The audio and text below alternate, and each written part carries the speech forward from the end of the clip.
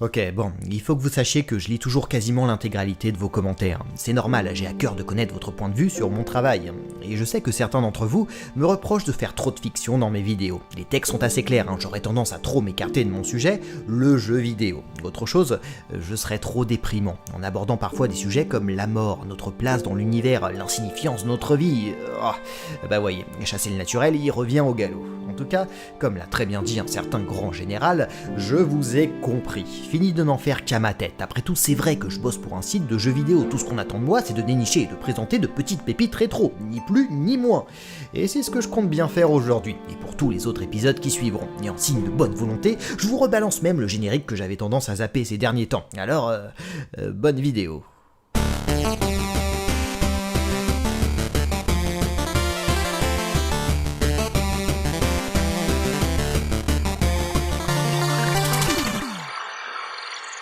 Aujourd'hui, nous allons donc nous attarder sur Fighting Force, un beat'em up sorti en 1997 développé par Core Design. Dans ce titre, le vil Dr Zeng recrute tous les voyous et malfrats des bas quartiers pour semer la zizanie. C'est la ligue des Fighting Force qui se réunit dans le but de faire ce que l'on fait dans les beat'em up, vous savez, foutre des tatanes à tous ceux qui ont le malheur de croiser votre chemin. Ainsi donc, vous débutez votre aventure en choisissant l'un des 4 membres des Fighting Force, chacun disposant de différentes caractéristiques, même si dans l'ensemble, ils se ressemblent tous assez fortement. Une touche est attribuée au coup de poing, une au coup de pied, une à la chope, et une dernière pour taper en arrière. Il s'agit donc de parvenir à passer une succession de niveaux. Le jeu est assez mou, c'est vrai. Quand on souhaite ramasser une arme, on a le temps de voir son personnage se baisser, la récupérer et se relever. Bien souvent, un adversaire en profite pour vous frapper, ce qui oblige à reprendre à zéro toute l'animation. Le regret que l'on peut avoir aussi, et cela arrive souvent avec ce genre de jeu, c'est son manque de variété. L'action est assez répétitive, trop peu d'événements viennent briser cette monotonie. Certains niveaux ont beau être représentés sous la forme de grands espaces ouverts, finalement, on n'a rien d'autre à faire qu'attendre la venue de chaque adversaire pour s'enquiller les uns après les autres.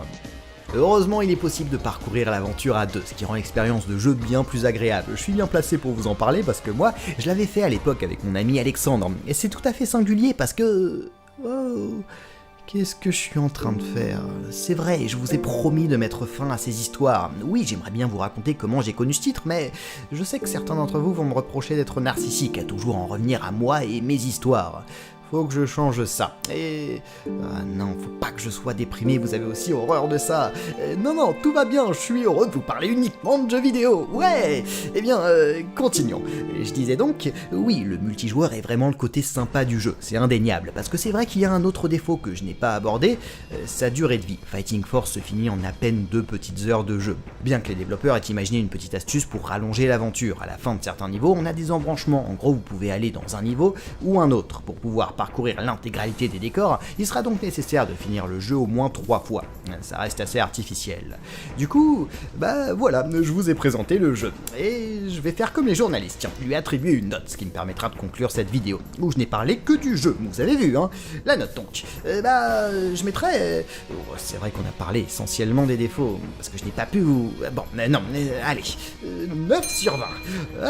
Ça me fait mal au cœur de lui attribuer cette note-là. Si Alexandre tombait sur cette vidéo, il m'en voudrait à coup sûr, hein. Oui, Alexandre, vous vous souvenez, mon copain d'enfance, je vous en avais parlé dans mon épisode sur Altered Beast, c'était avec lui qu'on avait parcouru ensemble ce titre cultissime de Sega. Seulement, il faut vous dire que le jeu vidéo c'était bien la seule chose qui nous rapprochait avec Alex, alors que moi j'aimais le foot, le cinéma et que j'étais un élève médiocre, lui préférait la musique qui raffolait des motos et il était plutôt studieux. Du coup forcément avec les années on s'est un petit peu éloigné, notre passion commune du jeu vidéo n'a pas suffi à maintenir nos liens. C'est surtout qu'avec l'arrivée de la PlayStation puis de la 64, les grands jeux multijoueurs laissaient de plus en plus leur place à des jeux solo de grandes aventures lyriques, émouvantes, haletantes, c'est vrai, mais qui se parcouraient pour la plupart tout seuls. Du coup avec Alexandre, on a rapidement pris l'habitude de jouer chacun chez soi. On avait beau se trouver dans le même collège, on était presque devenus des étrangers. Je vous le cache pas, ça me rendait triste. J'avais toujours en tête nos parties endiablées sur Mega Drive ou Super Nintendo, et je suis à peu près certain qu'il en allait de même pour Alexandre. Un jour, semblable en tout point à n'importe quelle autre journée, j'aperçois sur la table de mon salon un nouveau jeu PlayStation que s'est très certainement procuré mon grand frère. Fighting Force, je m'empresse d'essayer cette nouvelle acquisition, et là, c'est le choc. Un jeu où l'on castagne des voyous dans des rues malfamées. Exactement le genre de jeu que l'on adorait parcourir avec Alexandre, mais cette fois-ci, croyez-le ou non, le tout en 3D sur PlayStation, avec la possibilité de jouer à deux. C'était une évidence, un signe envoyé du ciel par je ne sais quel ange, ou plus simplement un heureux hasard, plus probable. J'ai immédiatement éteint la machine, me suis emparé du CD et me suis précipité en direction de chez Alexandre. Mon grand frère m'en voudrait certainement de lui avoir piqué le jeu, mais peu m'importait. Ça faisait plusieurs années que je n'avais pas remis les pieds chez Alex, je ne savais pas ce que j'allais pouvoir lui dire. J'improviserais très certainement, et...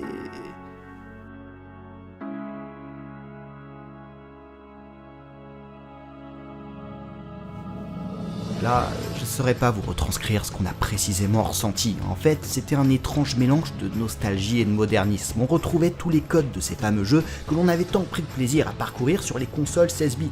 Souvenez-vous de ces rues malfamées où les bandits faisaient la loi par dizaines. Et bien à nouveau, nous y étions, avec ces décors urbains comme la station de métro, les ruelles sombres, les bâtiments d'entreprise. Ceux que nous combattions aussi, il s'agissait bien souvent de personnages extravagants, mélange de punk, rockers, prostituées. Nous voir à nouveau balancer des mandales à de gros loupards ou des personnages féminins vêtus de tenues de cuir nous procurait le même plaisir qu'à l'époque, sans oublier toutes ces interactions avec les éléments du décor, dignes de tout bon beat'em up. Là, tout ce que nous trouvions sous la main nous servait de projectiles, sans compter les armes à feu ou les armes blanches. Et bien sûr, les traditionnels aliments, qui, souvenez-vous, traînaient toujours sur le bord de la route pour restaurer notre santé. Je me souviens aussi qu'une fois sa mère a débarqué pendant qu'on jouait, et... Oh non, c'est pas vrai. Je vous avais promis de parler simplement du jeu, et me voilà encore sur mes histoires. Mais j'ai un vrai problème. C'est trop compliqué de simplement parler de jeux vidéo. En même temps, je pouvais pas rester avec ce 9 sur 20.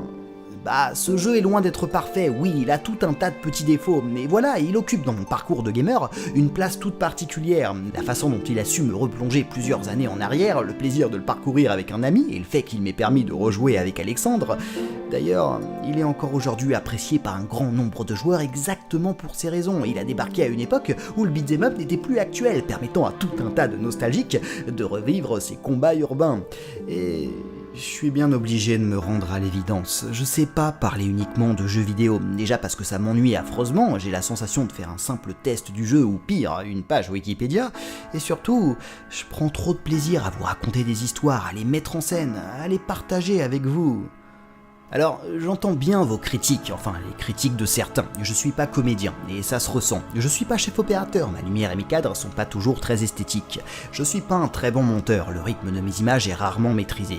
Mais il y a une chose que vous pouvez pas me retirer, c'est la passion que je mets dans mon travail. Je suis heureux d'écrire et réaliser cette chronique, je reconnais que c'est loin d'être parfait, mais voilà, je fais ce qui me plaît, et de manière peut-être un peu bête, ça me rend fier d'avoir la possibilité de faire des vidéos qui me correspondent. Il y a tout un tas de critiques à émettre sur celle-ci, oui, mais elles me représentent. À chacune d'entre elles, j'ai la sensation de vous transmettre une petite part de moi-même. Du coup, je crois bien que les choses vont rester telles quelles. Je sais pas faire autrement. Et pour ceux à qui ça ne plairait pas, j'ai envie de vous dire, il vous reste toujours Wikipédia.